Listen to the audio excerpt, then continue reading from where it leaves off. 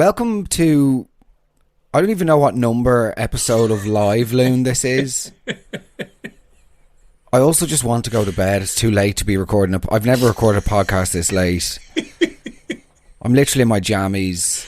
I don't have time for... Well, I do. Evidently, I do have time for this because I've made time for this. I'm sort of just annoyed at this point and exhausted and exasperated and pissed off. It's like if you've spent 3 hours looking for something to buy in a clothes shop and you get up to the cash register and you're just hot and sweaty and you want to get out of there and you feel grotesque and it takes an inordinate amount of time for them to ring you through the cash register, and then they swivel around a dirty old iPad and they go, can you please enter your email in for there, please? And you're going, what? Just enter your email in, and it's got a slower response rate than your nana after a stiff brandy. Do you know what I mean?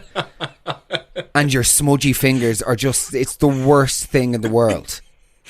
It is absolute. That is so spot on. It is and then you start wanting to be aggressive, incidentally, like my nana after a stiff brandy. Do you know what I mean? But yeah, very good. It's just, so here we are. We've received another voice note. Sorry, do you know what? I lie. We've actually received 2 voice notes. I received one over the weekend, which it was just more of the same. And I think, to be honest, she was just coursing the whole idea of she wanted to keep riding the wave and whatnot of the last couple of weeks. However, to bring people up to speed, as many of you will know, or most of you will know who are listening, we launched a GoFundMe a couple of days ago for one random couple, okay? As a response to all of this madness, we thought it would be hilarious to set up a GoFundMe for the listeners of the Weekly Roast, and one lucky listener, basically, who's getting married this year or next, we thought it would be hilarious to just get a wedding fund, give it to them, and make someone's special day all the more special by hopefully making a significant dent into their costs. Obviously, all of this is off the back of the whole car fiasco. Sure. I think it's important to caveat as well. You or I gained nothing from it. It was kind of a fun gesture as a response to what we felt was a pretty entitled couple. Exactly. And also, it was my way of responding to a situation without literally spelling out how I felt around a certain situation. Exactly. Do you know what I mean? Yeah, for sure. So the GoFundMe has been up for a couple of days. All is grand.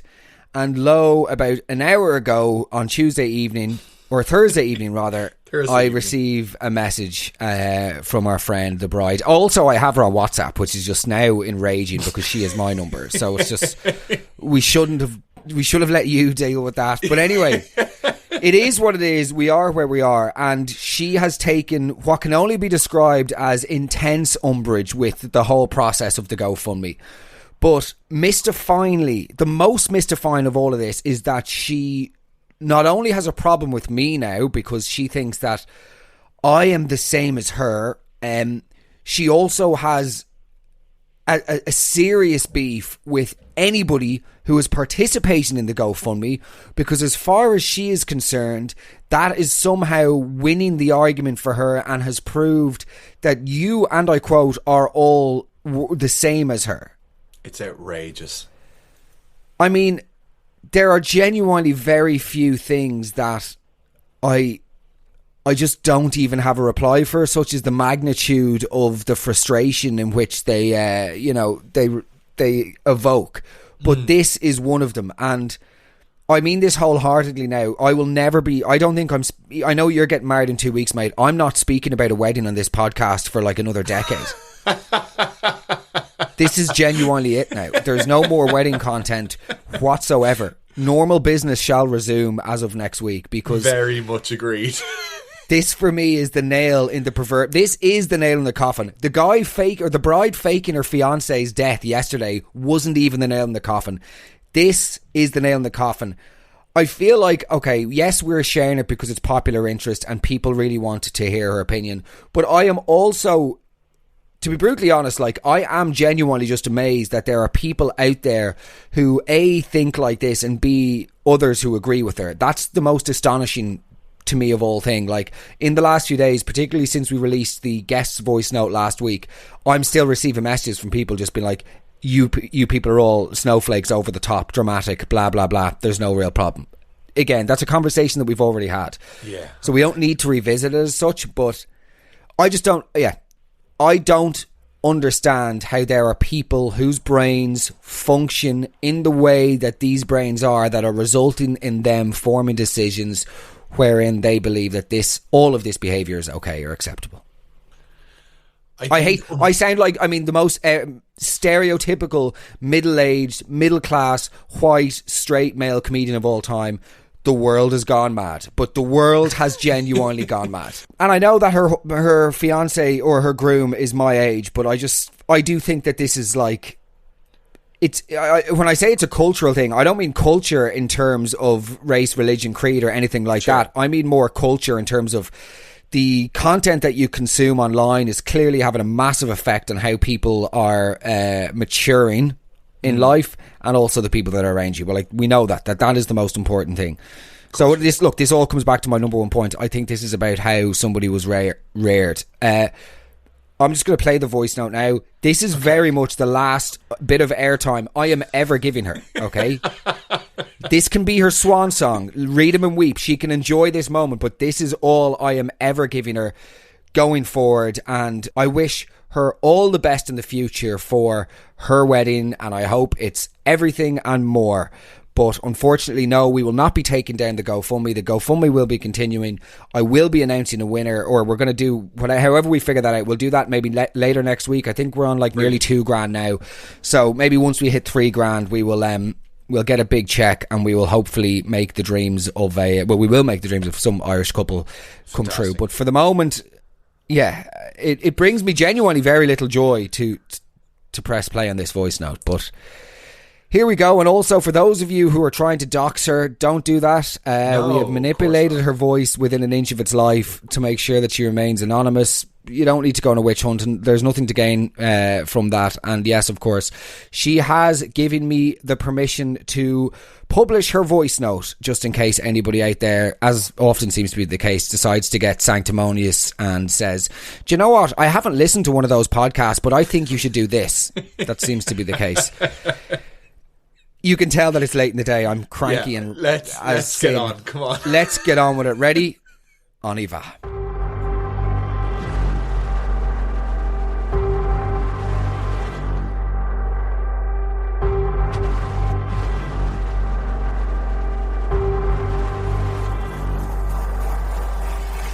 I've been sent loads of messages about this giveaway for other weddings, saying it's a charity for brides. I don't think you're right in the head. Neither of those crabbed women coming to pure shite under your last episode realise that what you're doing is the same thing, and you've just proven my point. Stop for a wee second and think about it. There's nothing different here than my wedding. Bunch of hypocrites, jealous of other people doing well. I've changed our request from the car to various costs, just so there's no confusion and to make it easier for guests. Have those women under your podcast no shame. They were so hateful with me, but once they see an opportunity, they grab it when somebody else is willing to cough up their beating down the door. Are they that bothered for $1,000? I just want you to know, Mark, that I won't be taking lessons in wedding etiquette from people begging for freebies on podcasts and making shows of themselves on the internet. I can walk away happy knowing I'm not the one who looks greedy. So just remember this. This has not caused an iota of bother for me or my wedding.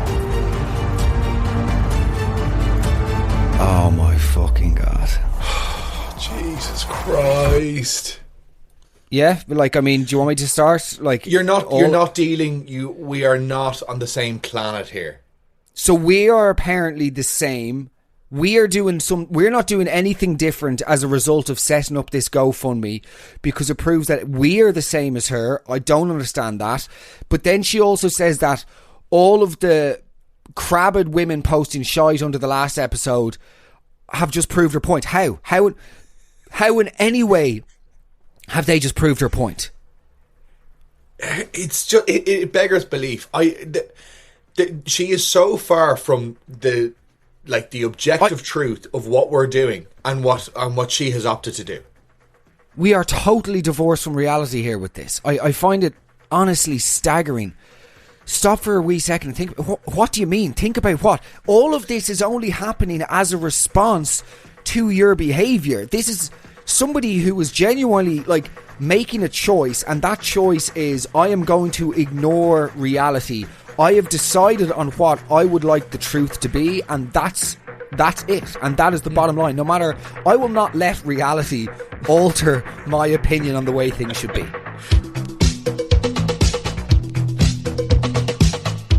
I don't know what it is about dinner time, but it turns into a full existential crisis every single day. What am I going to cook? What do I even have? Can toast count as a meal again?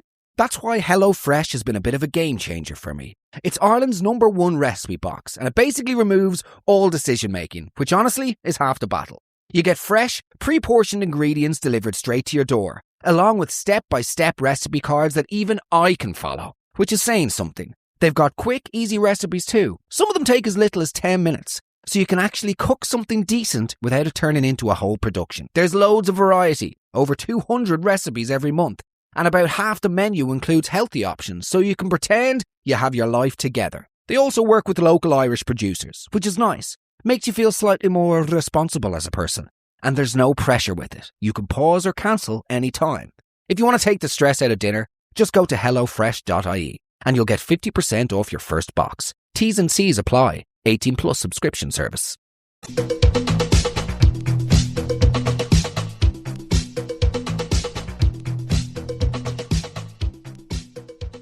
And not only that, but I'm going to apply my fake reality onto your reality.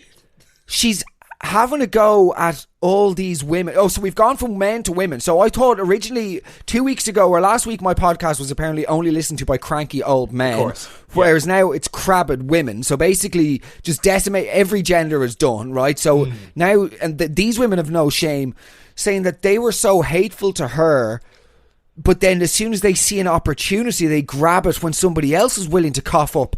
So if we're following that line of thinking, then she's admitting to asking her guests to cough up. And again, that she saw an opportunity. Thus, we are correct in our original summation, which is that it is an exercise in greed. It's an exercise in just wanting a material good and viewing your friends and family as a ticket, as a fucking, a line item.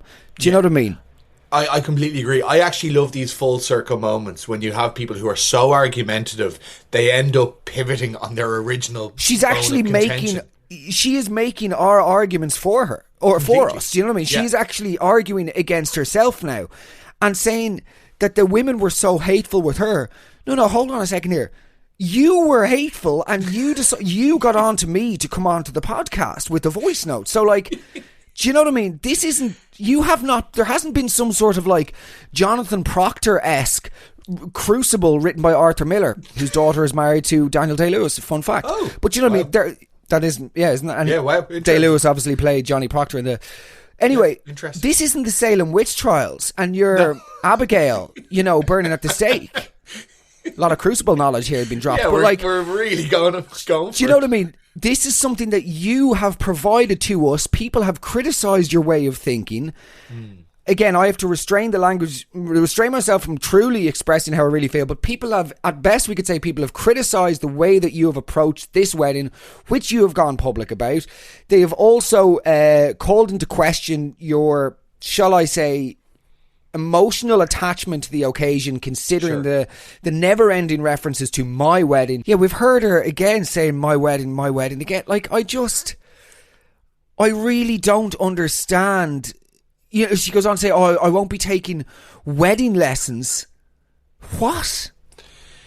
I have no... Or etiquette lessons or something. What planet is this person on?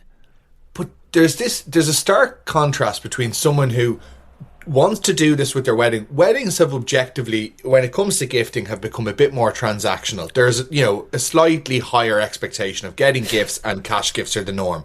But just own that. You don't need to shame other people or to try and convince other people that they're wrong. But also, can we just be very clear for a second?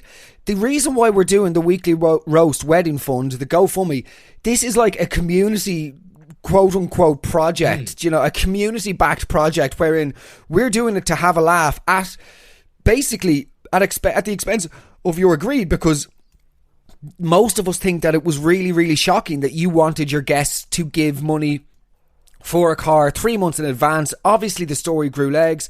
Obviously, you came back to us, then your groom sent us a fairly resolute voice note in which he seemed utterly preoccupied with boasting about his success of these beauty businesses that his family have, that all of this is we are so far away from what this originally was. I don't know, and I just find it mental that you could be taking this as like you're having the last laugh. Firstly, it's so antagonistic. The approach to the majority is just so antagonistic. The GoFundMe is a good thing. Objectively, it's a good thing. People are throwing in a $5 or something for some random couple that they will likely never meet just to have a nice wedding day. It's like a fun thing to do. We're having a bit of a laugh. It doesn't cost people a lot. Someone's going to get a couple of grand out of it. It's going to be a bit of crack. This is all as a direct response to what people believe to be your, I suppose, desire just for material stuff more so than emotion, and like a day that is built on love. Totally. It's so far from the root cause that I actually think, not that she has now gotten what she has wanted, but we haven't spent a lot of time talking about, the idea of asking for gifts before you send wedding invites out. We're now trying to defend ourselves for trying to do something nice or positive. And actually, that's probably what she wants. We are so far from reality. We are so far from the initial talking points. Sorry, I won't be taking etiquette lessons from people looking for freebies on podcasts. That genuinely makes my legs go weak with rage. Completely. People aren't looking for free. You are looking for freebies from your guests. Nobody has been looking for a freebie on my podcast. This idea that like no one else is showing entitlement here, and actually we're seeing far more people give than sign up for, as a potential wedding couple. Well, actually, to be honest, that isn't true. Okay. So many more people have entered, dirty bastards. People are entering, getting hundreds of entries an hour, but we only have like 200 or 300 people donating, so there is an imbalance there. But that's a conversation. That's admin. That's a conversation for a different day. Look, I don't know. I think I'm going to let her off. Again, as I said, I will put my house, life, wife, everything on it. That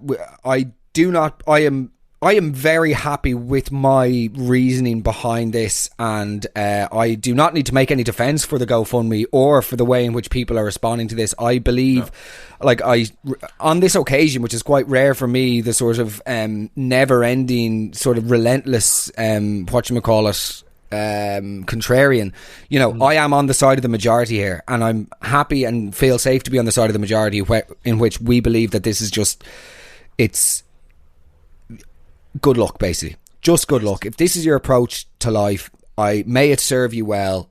It's not the way that I look at life, and the GoFundMe will remain, and we will be giving it to a couple in Ireland. And of course, it goes without saying, but no, you nor your groom can enter.